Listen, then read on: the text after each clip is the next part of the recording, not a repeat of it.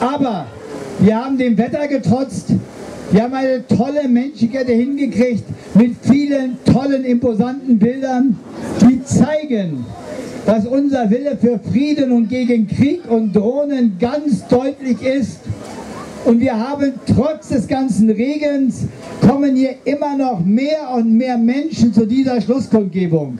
Ein eindrucksvolles Bild, das diese Region noch nicht erlebt hat. Wir haben heute Geschichte geschrieben mit dieser Aktion und darauf können wir stolz sein.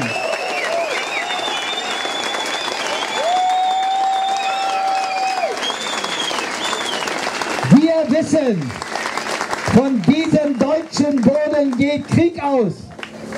Krieg, der mit Drohnen gegen Zivilisten, gegen Frauen und Kindern geführt wird.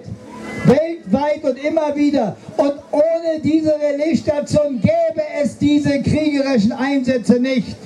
Deswegen werden wir auch weiterhin alles tun, dass dieser Kriegseinsatz von deutschem Boden der Völkerrecht und Grundgesetz widerspricht, dass dieser beendet wird. Dafür stehen wir hier und dafür werden wir auch immer wieder kommen.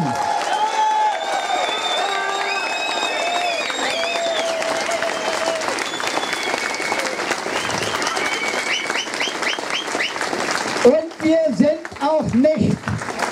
Und ich sage das gerade, weil ich mich freue, meinen ersten Redner ankündigen zu können.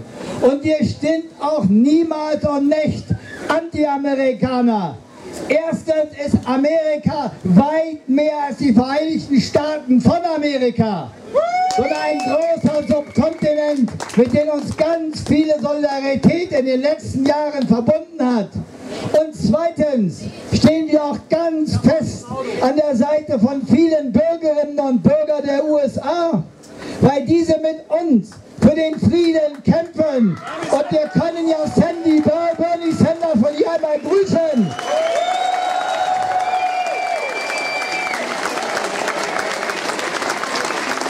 Und stellvertretend für dieses andere Amerika, dieses friedliche Amerika, mit dem uns so viel verbindet, begrüßt jetzt mit mir Ray McGovern, der von einem Saulus zum Paulus geworden ist, der ehemalige CIA-Agent, der jetzt Aufklärung betreibt über die Machenschaften dieser Organisation und der amerikanischen militärisch-industriellen Geheimdienstkomplexes. Ray, herzlich willkommen bei uns. Du bist die Stimme dieses Amerikas, dieser USA, der wir uns zutiefst verbunden fühlen. Ray, du hast das Wort. Vielen Dank. Wow, wow, wow. Fangen wir an mit einem Lied. Die Gedanken sind frei.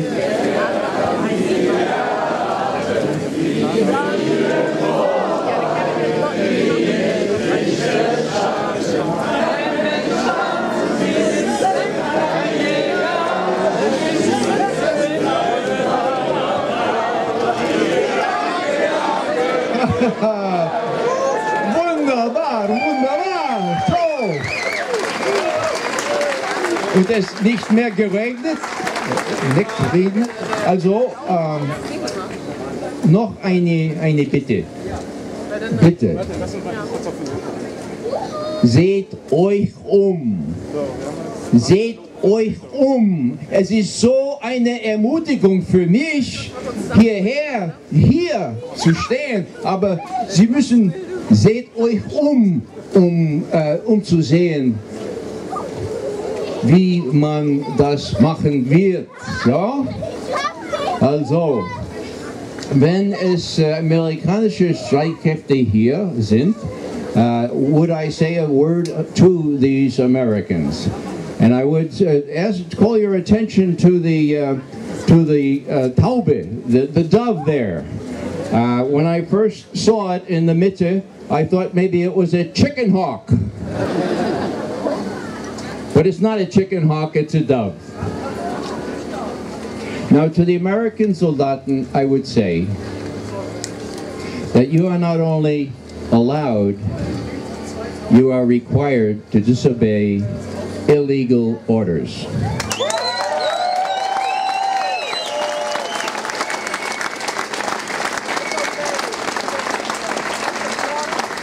I'm old enough to remember. I was am Leben während des Krieges. When I say the war, I have to say the Second World War these days. But I was around for Nuremberg, and I remember how important and how seriously we all took that. And one of the Nuremberg principles, of course, is that we are individually responsible for not obeying illegal orders. And those illegal orders, those are the ones that order a 22-year-old young man to push it, or a woman, to push a button in Nevada and kill suspected militants. Suspected militants? Yeah, because we have their telephone number. That's enough to make them suspected? Suspected because they had lunch with a former brother-in-law of a communist that they knew 20 years ago. So, don't let anyone tell you these are very precisely targeted victims. They are not. The missiles are precise. The Hellfire missiles, I have to zugeben, die sind sehr präzise. Aber the Unterlagen, the intelligence is miserable. And so lots of people get killed. And so, without further ado, remember, Nuremberg principles, we are not required to obey an immoral or an unlawful law or order, and we are personally responsible for not obeying that order.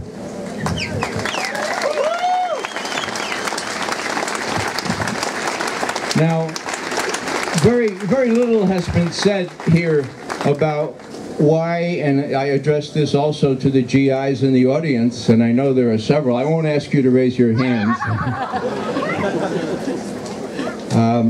I know this is, this is very clear to most of us, but in September,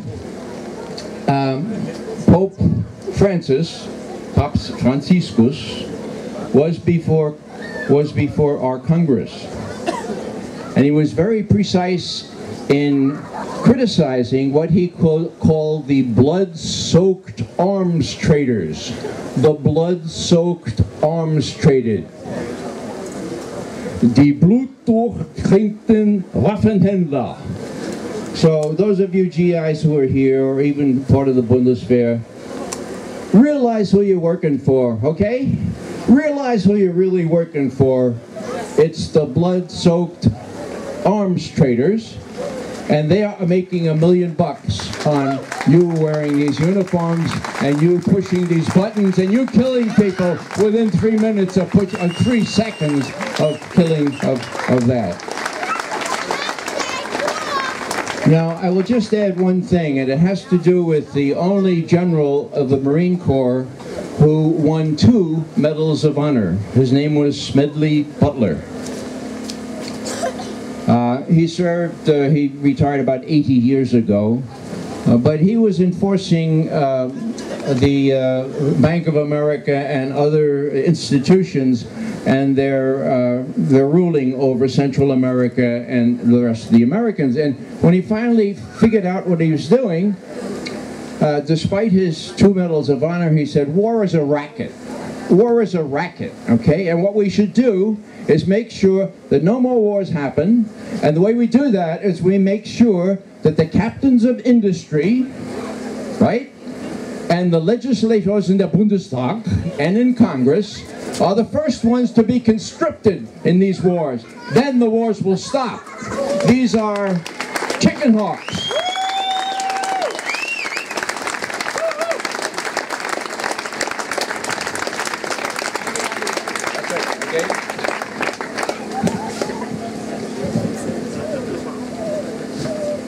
So, in ending, I would just like to say how encouraged we who are working very hard in the United States of America against illegal wars, how encouraged we are to see you all out there, to see you close to this Ramstein base where where this terrible stuff happens from the satellite link. So, I will go back to America and tell them what I see here. And what I see here, I wish you all could see. That's why I asked you to turn around and look at one another. It's an incredible Ermutigung. It's an incredible encouragement. So keep it up. Don't stop. Die Gedanken sind frei.